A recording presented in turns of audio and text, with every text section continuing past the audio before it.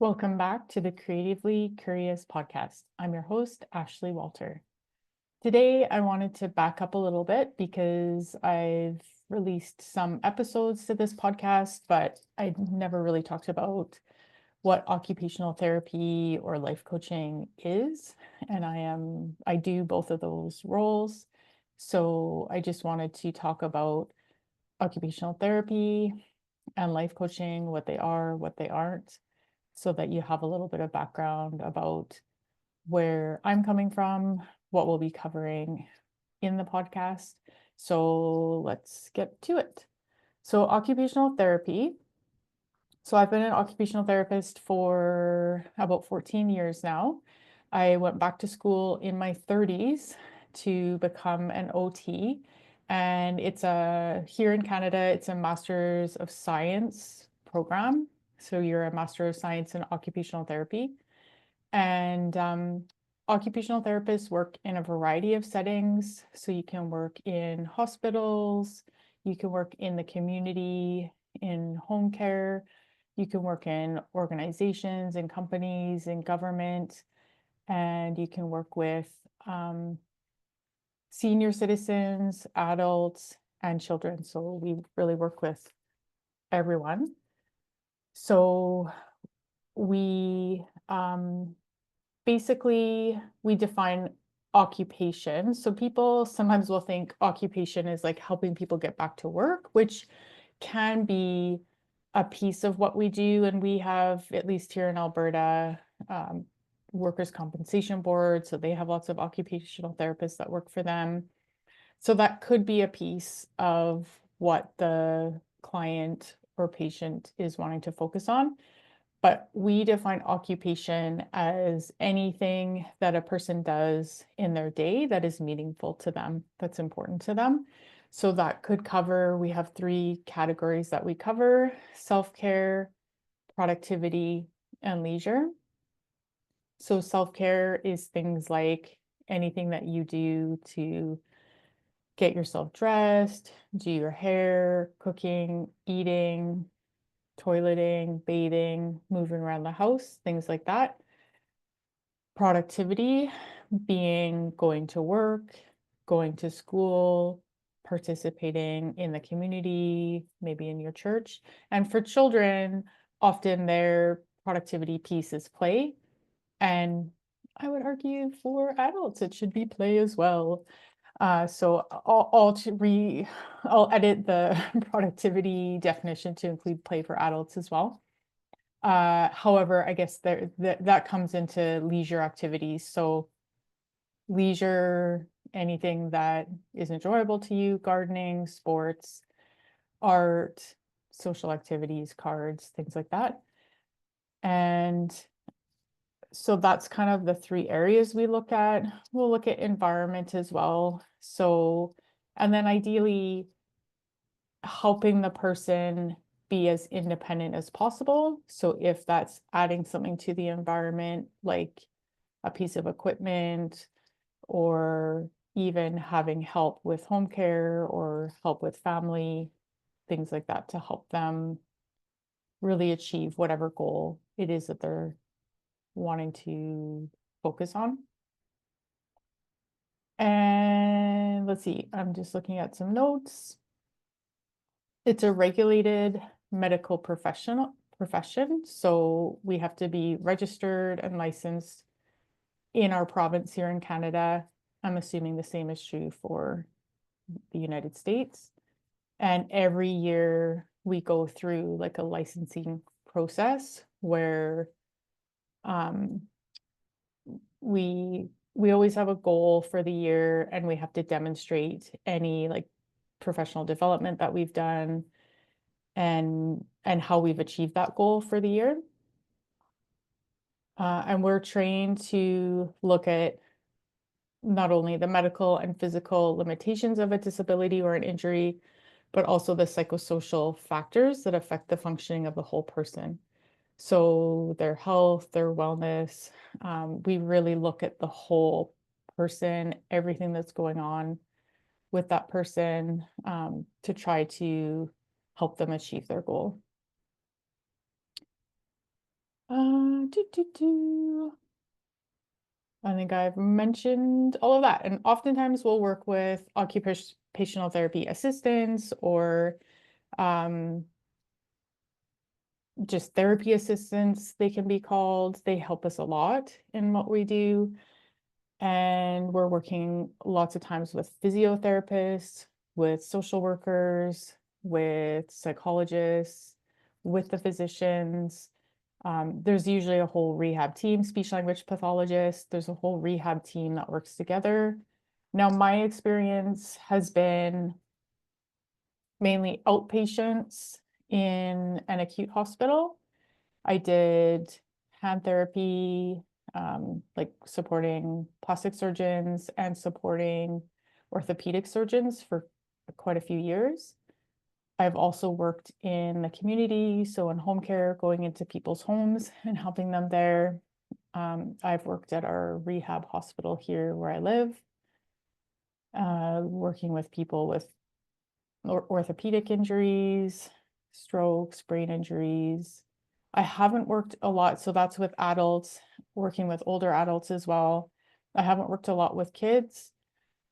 I did a little bit of that in a placement and early on in my career, but I don't have a lot of experience with that. So that's a whole other kind of focus for sure for kids that I don't totally feel comfortable speaking to, but if anyone's interested, I know some pediatric OTs, so I could always interview some. And then also most recently we have a specific cancer hospital here. So they focus completely on patients who have cancer and their journey and how we can support them. So that's actually been interesting because there's specific needs for those patients that I wasn't aware of until recently. So I'm not going to get into specifics of that. I can do that on a later episode, but that's basically kind of a high level overview, and I can link to, we have a Canadian Association of Occupational Therapy. There's lots of information there if you're interested. And then I'll get into what life coaching is. So I'm a certified Martha Beck, she calls them Wayfinder life coaches. So if you've never heard of Martha Beck, please check her out. She's got lots of books that she's written, and she is Oprah's life coach and wrote for Oprah's magazine. She had a column in there for years, maybe still does. So what is life coaching? So when I'm working with a coaching client, I help to clarify and articulate what that client wants most from life and how best to achieve it. And I'll help support the client to overcome barriers so they can create the results they want in life, in work, in relationships, and spiritual growth. So I actually see quite a lot of overlap with occupational therapy and with life coaching, which is kind of neat. And those barriers can be lots of times it's in our thoughts, in our beliefs, but can be sort of in the environment as well. So I don't tell you what you should do because I've heard that quite a bit with coaching, which to me is more of a consultant role. So if you hire a consultant, you're hiring that expert to kind of tell you what they think you should do in your business or in whatever it is you've hired them to do. But life coaching, in my opinion, and how I was trained, should not be like that.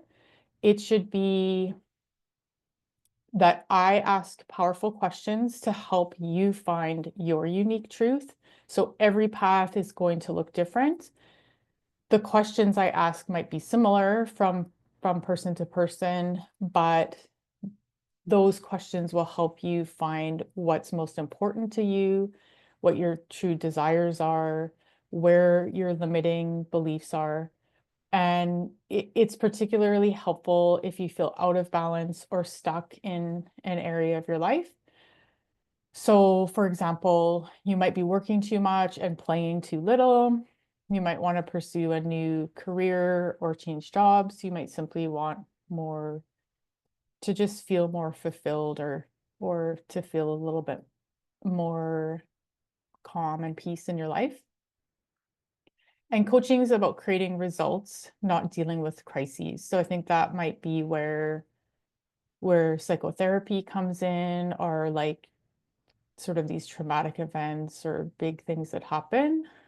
Coaching is more, looking to the future, looking at the present and looking at the future, and what change can happen in order to achieve the future that is ideal to you. So we're not really looking at past experiences or past events, although sometimes that comes up in a session, but typically then we would refocus to kind of present time or future. Coaching is confidential, so what happens in the session stays in the session, just like seeing a therapist. Sometimes I will take notes when I'm working with a client, and then I lock those away so they can't be accessed. And then when I'm done working with the client, then those notes get shredded. And how long does it typically take? So lots of people, and myself included, so interesting. And this is what's similar also in occupational therapy when someone comes, at least for like an orthopedic or sort of plastic surgery sort of injury, people want results now, right? But it takes a while to achieve those results. And so just like anyone who came with like a broken bone, I would say typically it takes about a year to feel back to yourself. I'm not going to give a timeline for coaching, but if you want real lasting change and you're shifting like beliefs that you've held for most of your life, it takes some time. So the minimum that I work with somebody is 3 months. So 2 times a month over 3 months. And you can work with someone longer, 6 months, 12 months. I went to my coach I've been currently working with now for actually 2 years. And I thought, okay, yeah, 3 months. I'll work with her for 3 months. And it's helpful to me. And I keep kind of making changes and growing. And so until it doesn't feel helpful to me, it's something that I appreciate in my life and I value. So be open, I guess, to that. Is depending on what you're working on, change typically is a little bit slower than maybe we would like to think. Now, I don't think that's always true. I don't think that has to be true. Um, you hear of people who take these massive leaps, but I think generally, if it's sort of like a slow, steady pace, then it's lasting and that will hold. Again, anything's possible. So how is life coaching different from psychotherapy? Life coaching is not psychotherapy. It's not mental health care. It's not counseling or advice giving.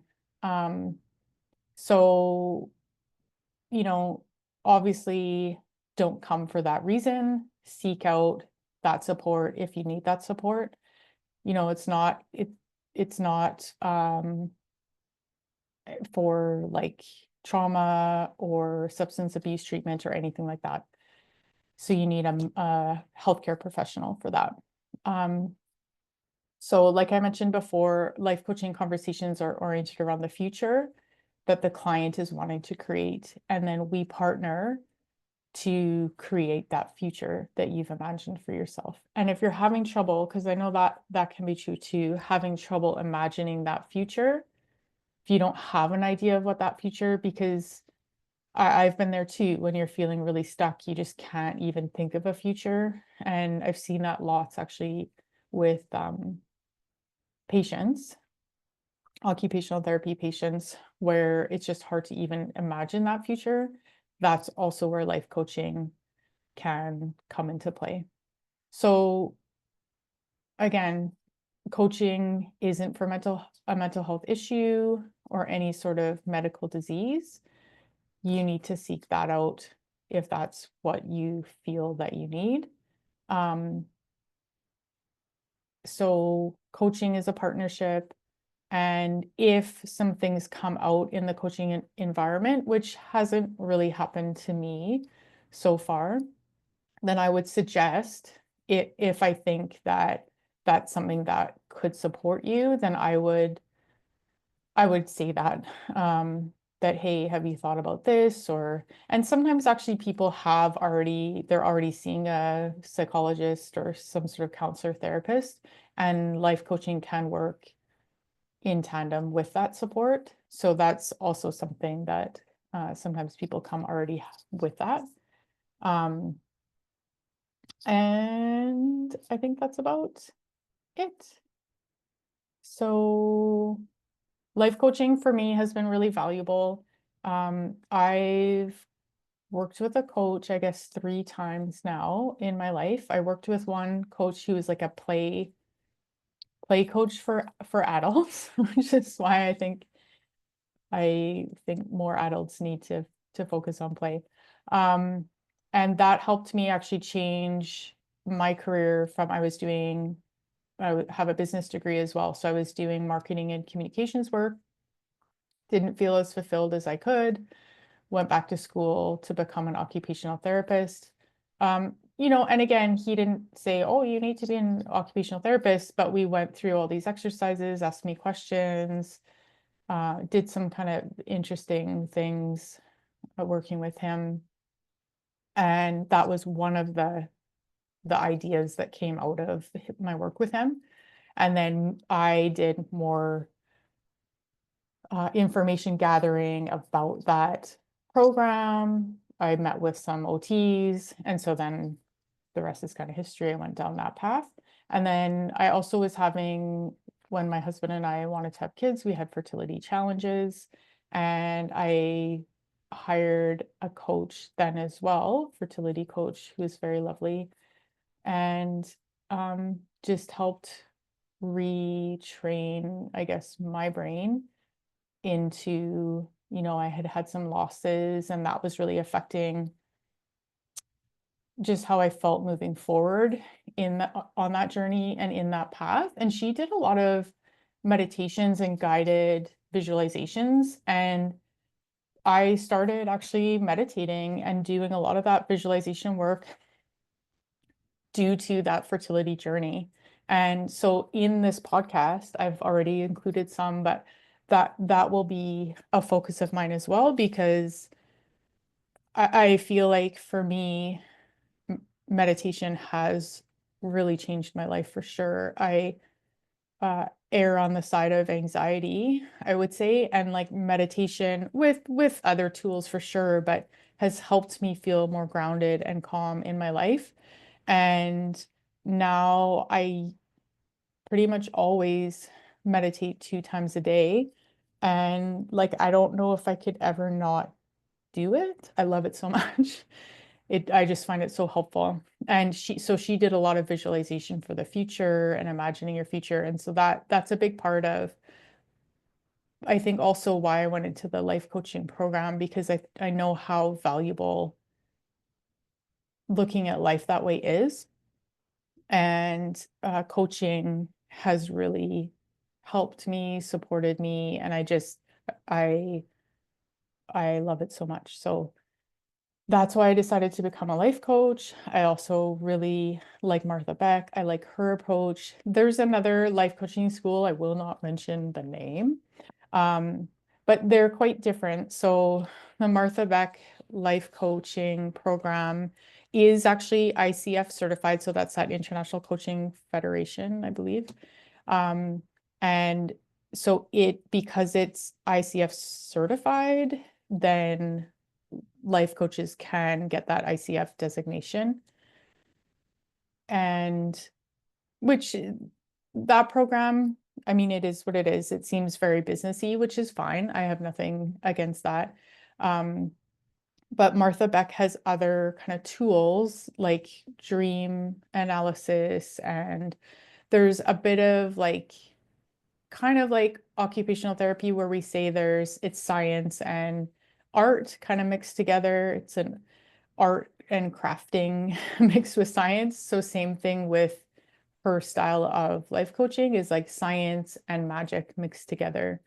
So, there's there's the thought work for sure that I think is foundational for coaching, but also there's other tools that I can offer, like the dream analysis, metaphor tool, things like that, um, that I feel like have been really valuable for my clients and for myself.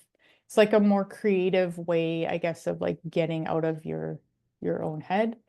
Um, so I will stop talking now. I feel like that was a lot. I'll link to some of these resources that I've mentioned. And if you have any questions, please reach out. But there's a general overview of what occupational therapy is, what life coaching is, and hopefully how, if you're interested. Now, I'm not doing occupational therapy privately, so that's not a way that you could work with me, but life coaching certainly is. So I do that privately. We meet on Zoom. Although I'd be open, I've never done a session so far in person, but I'd be open to that for sure, meeting in person. Um, and generally the sessions are 60 minutes, meet twice a month, minimum of 3 months. Could be longer. We could go month to month after that if that's something you're interested in. So I'll link to that information below, but definitely reach out if you have any questions and I'd be happy to answer them. Take care.